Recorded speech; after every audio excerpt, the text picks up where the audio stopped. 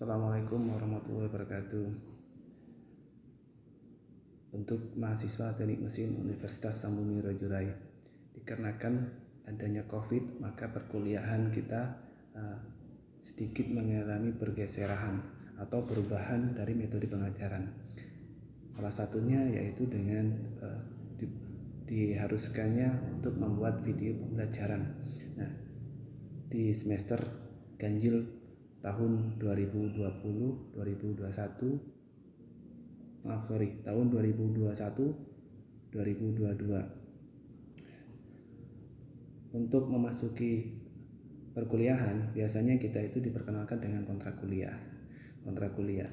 Apa sih kontrak kuliah? Nah, sebelum kita masuk ke kontrak kuliah, maka ada baiknya kalau kita saling kenal. Untuk mahasiswa yang semester 3 nanti yang akan saya ajar, ini ini adalah CV saya. Perkenalkan, nama saya Mutohirin STMT. Agama saya Islam. Terus alhamdulillah ya. Tempat tanggal lahir, saya lahir di Gedung Harapan ya, di daerah Waikanan sana.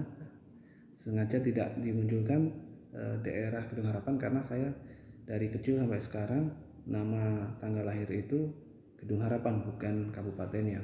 Saya lahir pada tanggal 20 bulan 10 tahun 1989. Alamat rumah saya tinggal di daerah Gedung Tataan, yaitu di Perum Karya Dalam Klaster Blok C nomor 3. Nah, di Gedung Tataan. Nah, status alhamdulillah sudah menikah ya. Sekarang mempunyai anak 2 cewek semua. Untuk nomor HP saya ini 0823. Mungkin nanti ya untuk mahasiswa yang ingin berkonsultasi ataupun ingin ngobrol ataupun ingin curhat, saya selalu melayani Anda untuk bidang di teknik mesin ya, di sipil, di teknik mesin di Seprodi maksudnya ya, yaitu di 082372962315. Jadi mahasiswa yang ada kepentingan tentang perkuliahan ataupun tentang KRS ataupun tugas akhir ataupun tugas-tugas yang lain, silakan menghubungi ini. Ini juga nomor WA ya.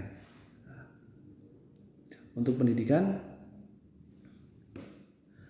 saya pendidikan SD saya lulus di Gedung Harapan, SD Gedung Harapan pada tahun 2004. Saya lulus dari 2004. Terus kemudian SMP, saya lulus SMP tahun 2007 di SMP Gedung Harapan ya.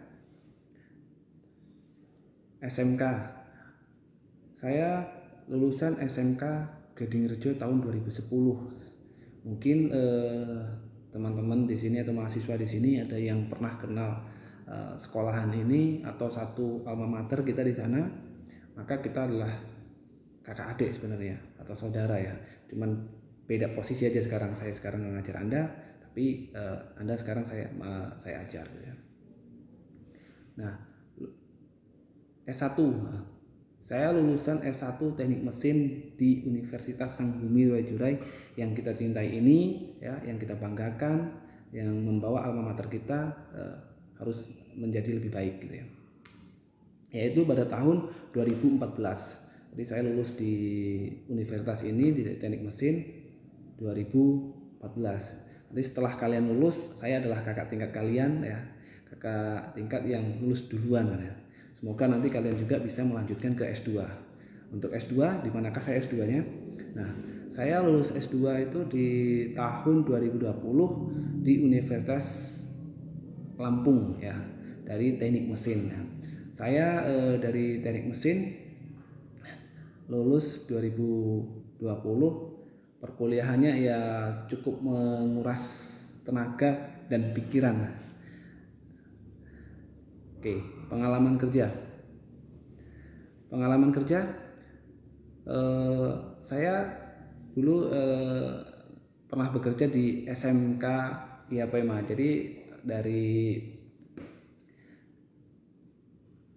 alma mater SMK IAPMA, setelah lulus dari SMK YPMA saya lanjut ke S1 di Saburai, sambil kuliah saya juga sudah mengajar di SMK YPMA. Jadi kalau yang mengamati kenapa kok saya lulus pada tahun 2014 di S1-nya, tapi di 2011 saya sudah bekerja di YPMA. Jadi saya dulu cerita di SMK YPMA itu, saya karena mungkin dibilang terbaik di ujian akhir di prakteknya, saya dipanggil untuk menjadi teknisi waktu kala itu di SMK YPMA.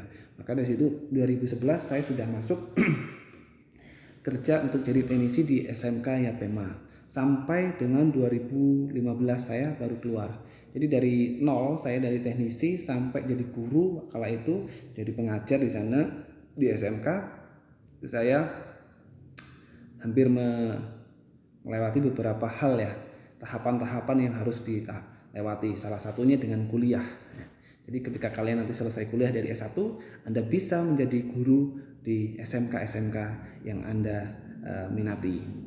Nah, selain di SMK YPMA, saya juga pernah bekerja di SMK Negeri 1 Negeri Katon. Ini sudah saya hanya menjadi guru, bukan bekerja saja.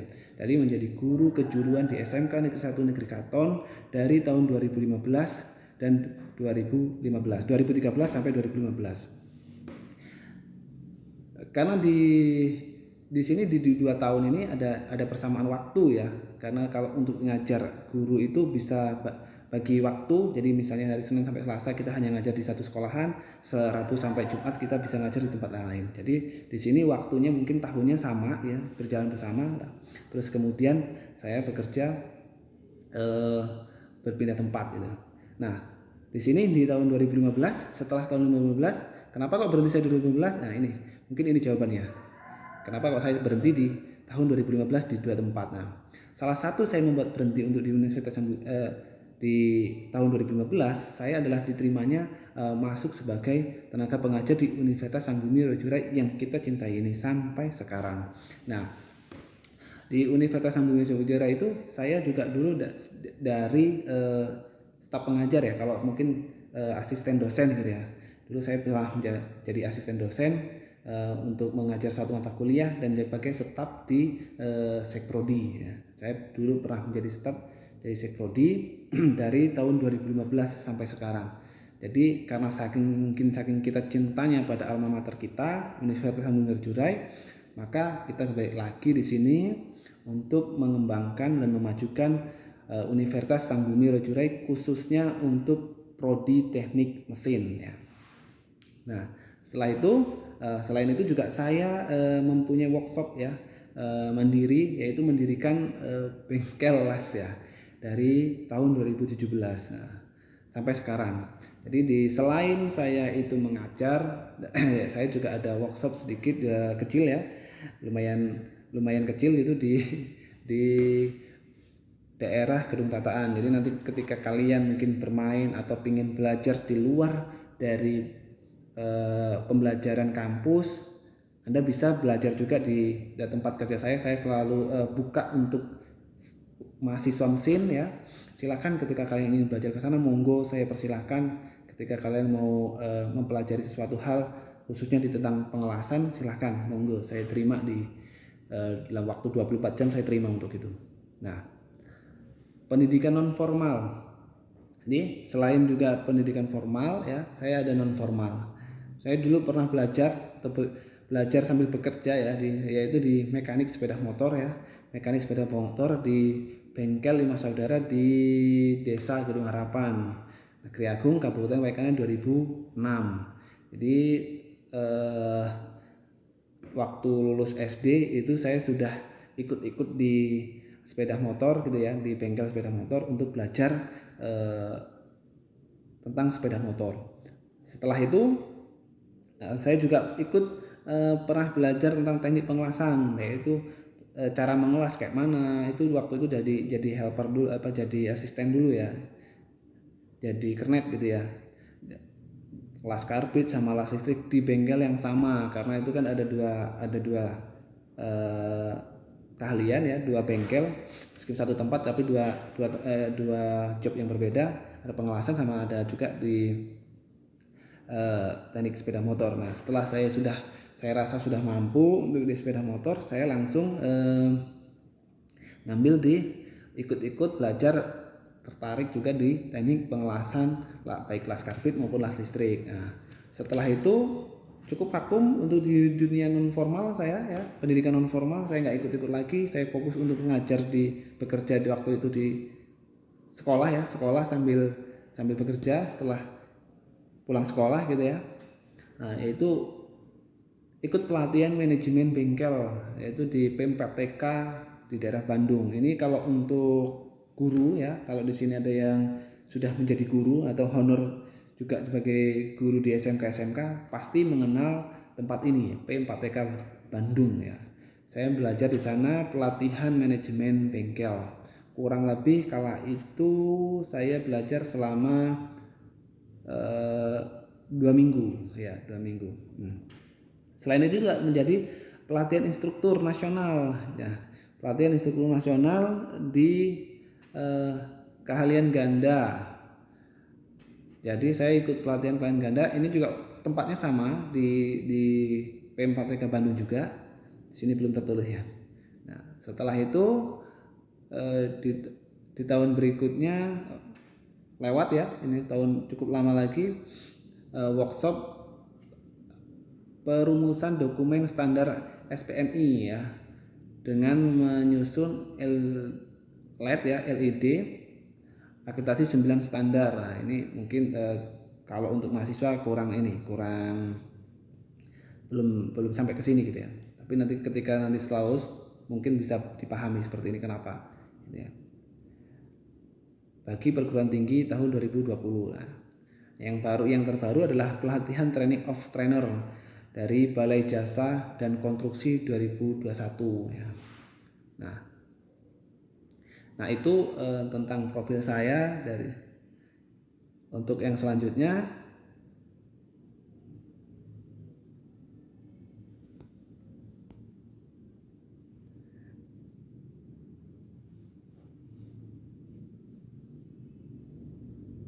ya. Nah, ini rep mundur ini. Nah, kontrak kuliah. Nanti kita akan ketemu dalam mata kuliah yaitu elemen mesin. Jadi ini untuk semester 3 nanti saya yang akan mengajar itu dengan sebagai dosen pengajar ya. Kalau untuk dosen penanggung jawab nanti di PJI oleh Bapak Ari Beni Santoso. Nah, materi perkuliahan dalam elemen mesin nanti kita akan mempelajari yang pertama adalah kontrak kuliah. Kontrak kuliah ini pertemuan pertama. Selanjutnya yaitu adalah beban nominal dan beban kerja dan garis lengkung dan gaya tarik. Nah, karena ini sebenarnya ada beberapa materi yang saya rangkum untuk jadi satu. Jadi kebanyakan dannya ini ada sedikit kesalahan. Selanjutnya yaitu mempelajari tentang diagram Wahler dan diagram Lelah-Smith ya. Nanti kita akan mempelajari tentang materi diagram Wahler. Nah, biasanya saya itu mengadakan kuis dalam satu perkuliahan itu 2 kali. Satu sebelum UTS dan satu lagi sebelum UAS. Ini kuis ini diadakan supaya melihat apakah mahasiswa ada hambatan tentang memahami materi-materi sebelumnya atau tidak. Kalau ada hambatan mungkin nanti akan diberi tugas tambahan atau pemateri tambahan. Selanjutnya sambungan paku keling. Pada mata kuliah elemen mesin ini nanti mahasiswa kawan-kawan ini akan mempelajari juga sambungan paku keling. Selanjutnya yaitu materi tentang tekanan pada vessel berdinding tipis. Nah, nanti kita akan mempelajari tentang tabung ya, seperti apa tentang kalau dia itu berdinding tipis. Selanjutnya adalah sambungan las. Nah, sambungan las nanti kawan-kawan mahasiswa ini akan mempelajari tentang sambungan las. Jadi sebagai referensi nanti mungkin kita akan mencari jurnal tentang sambungan-sambungan las, terus kita amati, kita pelajari. Nah, pertemuan ke-8 untuk biasanya untuk pertemuan ke-8 itu adalah UTS. Semuanya akan mengerjakan UTS, dan UTS-nya materinya pun akan dari materi-materi sebelumnya.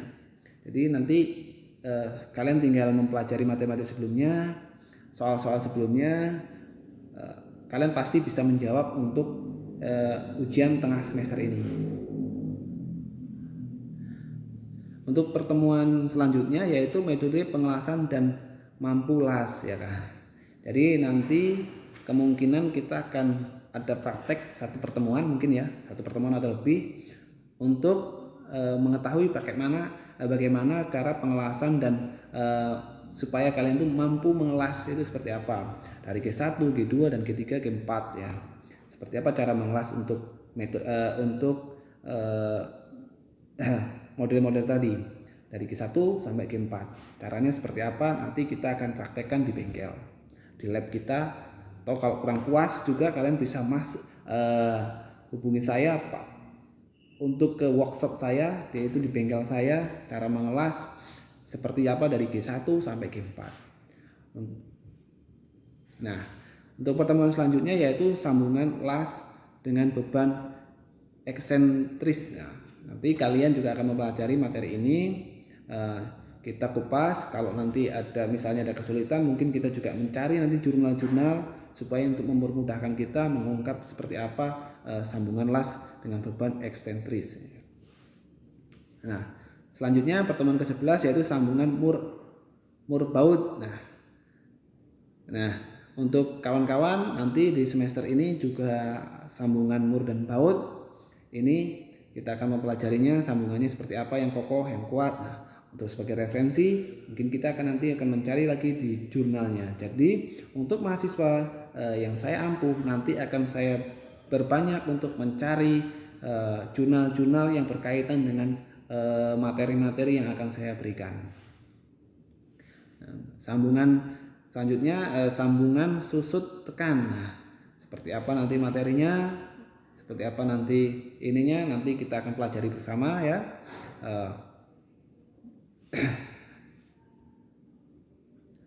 Nah, pada pertemuan selanjutnya yaitu kuis. Seperti yang saya sampaikan tadi, bahwasanya kita dalam satu mata perkuliahan biasanya saya memberikan 2 kali kuis ya.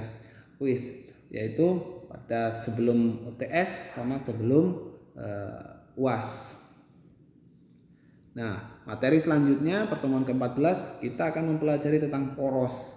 Nah, poros biasanya poros itu berkaitan tentang putaran ya, beban putar dan beban tekan ya. Di sini kita akan mempelajari tentang poros. Nah, setelah itu pasak yang cocok untuk apa, untuk beban seperti apa, pasaknya seperti apa. Nah, nanti kita akan pelajari di pertemuan sekitar pertemuan 15. Nah, untuk yang materi terakhir yaitu adalah materi pertemuan terakhir adalah pertemuan untuk UAS. Jadi mahasiswa yang saya ajar ini perkiraan nanti kita akan UAS pada pertemuan ke-16. Untuk waktunya kita belum ditentukan karena kita belum keluar jadwal gitu ya. Nah, jadi untuk materi UAS saya pasti akan mengambil dari pertemuan ke-9 sampai ke-15. Jadi kita bagi materi untuk UTS dari pertemuan 8 sampai 1 ya, 1 sampai 8. Tapi kalau untuk UAS saya 9 sampai 15. Jadi untuk mahasiswa nanti tinggal dicari aja materi-materi, jurnal-jurnal atau apapun yang untuk menjawab jawaban dari UAS itu pasti ada di materi-materi yang saya pernah berikan. Ya, di sini saya sengaja menampilkan sepeda motor ya. Tampilan sepeda motor ini desain sepeda motor dari Honda. Jadi nanti ini kenapa kok sepeda motor? Saya ingin sekali kita itu menciptakan suatu produk ya. Menciptakan suatu produk yang nantinya akan menjadi suatu ikon lah, ikon kecil mungkin ya, kebanggaan dari semester kita ini ya, yaitu semester 3 di mata kuliah elemen mesin. Di luar dari materi, nanti Anda bisa juga meriset komponen, kebutuhan dan anggaran untuk kita membuat merakit sepeda motor. Nah, ini. Baik, itu saja yang bisa saya sampaikan. Lebih dan kurangnya saya minta maaf. Saya akhiri. Assalamualaikum warahmatullahi wabarakatuh.